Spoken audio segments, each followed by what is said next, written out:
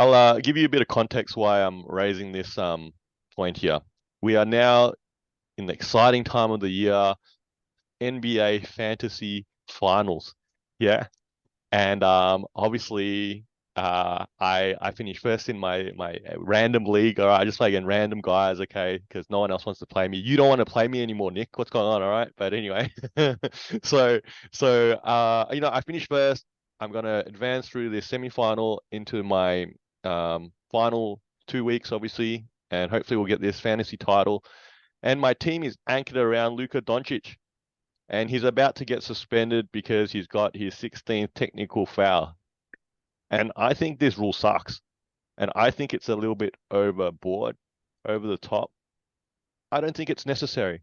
I think there's other ways that you could penalize players for technical fouls, which are which are already addressed in the game. I think that's the biggest thing. They're already addressed in the game. They're addressed as a foul, and two means you get out of here. So I think it's a little bit, I don't think it's necessary how players are getting suspended. What do you think? It's an interesting one because, technical fouls occur. It's an interesting word, technical, right? Because we think it's probably a technical violation of the rules. And very rarely is that actually the case. So it's not usually six players on the court or a uniform code violation or anything like that. It's normally abuse towards referees, right? Or perceived abuse, because we had this conversation a couple of weeks back. Um, if I were to very quickly fix it, I would say you can only accumulate this record if you get a double technical in the game and get ejected. So I think if you get ejected in a game, you've had an explosive episode, you've done too much, whatever it may be, that counts on your record. And you could either keep the number or lower it slightly. But, Luca's 16th technical, how many games has it been ejected from? Maybe one or two, right? Because you are right, there is a punishment for this. They already get fined for technical The, fouls yeah, anyway. So if you receive the technical foul, you get a fine. yeah, I think that's the biggest point. That it is already addressed in the game. Look, it's a potential suggestion to a fixture, and no one's saying that they're going to apply it, but only counting ejections. But effectively, an ejection already is a consequence in itself. You're gonna lose out playing the rest of the game. I don't know. You're saying that there is a fine already attached to that, is there? I'm not too sure on that side of things. But if so, then or if they applied a fine, then there's a financial deterrent there too. Like I said, I guess I'm not sure what they're trying to get to at this point, and I guess look, I've watched the NBA for a long time. You have too, I guess. We know what the game used to be like, and obviously there's changes. It's the evolution of the game, okay, and that's inevitable. But I think one area that's not a fan of for old school players and those that have seen the other styles of play throughout the years is that the league has gotten soft. And this sort of rule really has just continued to sort of play into that sort of mindset and that sort of play that, oh, well, you get a tech, you get 16, now you got to sit out, techs are bad, and so on and so forth. Like, I don't know. It's like that, and we've talked about fouls before and the rule changes around fouls, and I'm not necessarily one to say fouls are bad, because fouls are part of the game, and to me it seems like the same thing. Well, I've got two things as well. I think, we talk so much about load management, people flying out to go visit certain cities to watch certain players play, and then, someone is going to miss out on seeing Luca because of a league rule, not because of the franchise or anything like that. Yeah. Obviously, in their standpoint as well, they're making a push for the playoffs. So, it's an important time. And then the counter to that, they would naturally say, well, this is a consequence of your actions. But um, I think maybe what you need to do, maybe is like a dramatic shift, is the punishment in game is a lot bigger, right? So here are a couple of suggestions. It's three free throws, right? So instantly it's like, wow, it's the equivalent of hitting a 3-point shot that you give away when you choose to throw the ball at the referee or swear. Maybe you lose your coach's challenge, right? Or a timeout as well. And that's a team punishment. And then there's a little bit of accountability on the player not to do that because, hey, like my little outburst just cost us a timeout and we're going to need that at the end of the game. But I do agree with you that you're talking about players who lose it in the moment and then that game's affected by it. But I guess to play devil's advocate again, Luka's got 16 of these, right? And when you think about the statistics there, basically that's one in every 5 games he's had an outburst. And how are we going to help him kind of manage himself better? And do we like obviously the two free throws, the ejections aren't really working or the fines. So him having to miss a game, maybe that's the way that he gets the message. I'm not too sure. But I know why the league does it, but it does seem quite contrary to some of the other things that they recognize as legitimate issues. I guess look, it's I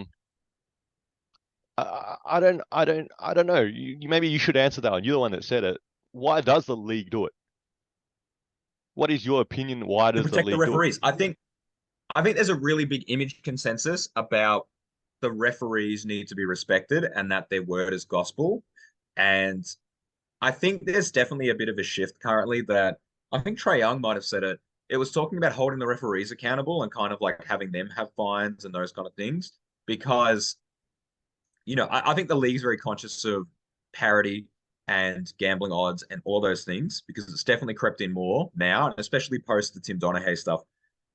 They really don't want that negative publicity. I feel like we're opening a can of worms here potentially because look, you know how I used to be as a player, right? And I'm pretty fiery. I get, fired up about calls and things like that. I've got, had technicals. I've been ejected. I get I don't know, the sort of feelings that sometimes come with calls that don't go your way that you disagree with. But I think the point here is that what's wrong with that? Because if you think about the game now in 20 years' time, fast forward in 20 years' time, we're now talking about 2050 or 2040, okay, and players are getting these, the rule changes and how they're trending. What do you expect players to do? Just play the game, don't don't talk back, don't make any comments on social media, be positive, be respectful, praise everybody. You might as well high five the refs every time they give you a call and give you a foul call. Like seriously, like where does the game go from here? It just doesn't. That's I don't know. I don't see it, and I don't like it. I look, I both played and refed, right? So I kind of get this parallel of sometimes you're in the heat of it and it's really frustrating, and other times it's you're on the receiving end of these things. So I think I don't have a perfect answer for you because there's the human element where relationships obviously alter, right? So we constantly hear about the Chris Paul and Scott Foster thing. Um, that means that Chris Paul can't look at Scott Foster anymore without that preconceived notion that you're about to screw me over, right? And he's going to interact with him with a bit of hostility because he's like, hey, you've done all these things to me and you're doing it again, But right? he's entitled to And feel that way and act that way. he is entitled to feel that way. Completely agree. But the thing is, that goes both ways, right? So these fiery players, there's the referees walk in with that preconceived notion that like if he goes off at me, I got to nip him in the butt really quick. Because it's all about trying to manage the game ultimately, right? And you don't want it to get out of control. And you think about it, I had the referee people with crowds of 50 to 100 at best, right? Imagine trying to do your job and the person that everybody in the arena is loving right now, you had to just make a call against them or you had to not give them something and they come at you and they're not just coming at you as a one-on-one individual, right? They're coming on like at you with the status of who they are and the rest of the building coming down on you as well. The emotions get into it for sure. The referees get into this. And I guess there's learning opportunities for everyone, right? So, your emotional reactivity may or may not get you in trouble here. I definitely agree. You brought it up a tiny bit. There is a reactivity towards whistles that is a little bit too keen, right? Like, I think the rules have swayed too much. Celebrations, excessive reactions to calls. I don't think that should be counted because I think there's a difference between jumping up and down a little bit when you don't get a call versus like actively using explicit language towards a referee. I think those are two Absolutely. different things there. Absolutely, absolutely. And I'm not condoning that you should be offensive or swearing at refs or physically intimidating or in any sort of sense like that. But I think that there's obviously plays now in the game that are sort of penalized that really back in the day no one would have batted an eyelid about. And I think that sort of really added to the atmosphere and the passion of the sport of basketball. That nowadays people go, it's just frowned upon. And I think like this whole technical, like look, it comes back to that sort of first point I sort of made that it's already addressed in the game. So addressing the game, I liked your suggestion that it could be penalized more. You could even maybe take it a step further that say set it as like a team situation that your team gets one tech, you give away one free throw, you get a second tech in the game, give away two or three. So now it's a bit of a team management thing that look, if your team's got three or four techs now, you're giving away four free throws. That really probably going to swing the outcome of your game negatively for you guys. So maybe as a team, you guys got to just got to bite your tongue at that point. At that point, and that's the key. Okay, you've had your one or two techs; they're not being penalized more. That some players getting suspended for a whole game in the game 70 down the track where it's such a critical time of the year and blah blah blah. Yeah, I think that's I think there's better ways to address what they're hoping to do here, despite what they're trying to do at the moment. Well, I'd even make a case and say when you reflect on the punishments for technical fouls versus flagrant fouls, it feels a little disproportionate, right? Because you think about flagrant fouls with a legitimate chance to injure people, and it has occurred on certain flagrant fouls, that doesn't carry anywhere near the same level of punishment, right? So if you got 16 flagrant fouls, I don't believe that there is a punishment for hitting that benchmark or quota.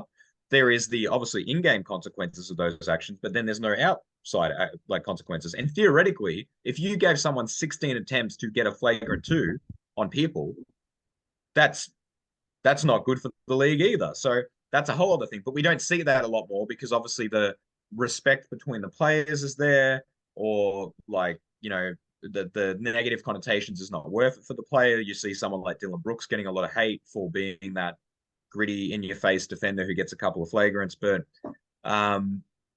yeah, look, I think it's also maybe it's just to protect Rasheed Wallace. Maybe it's all about keeping that technical foul record of 41 in a season.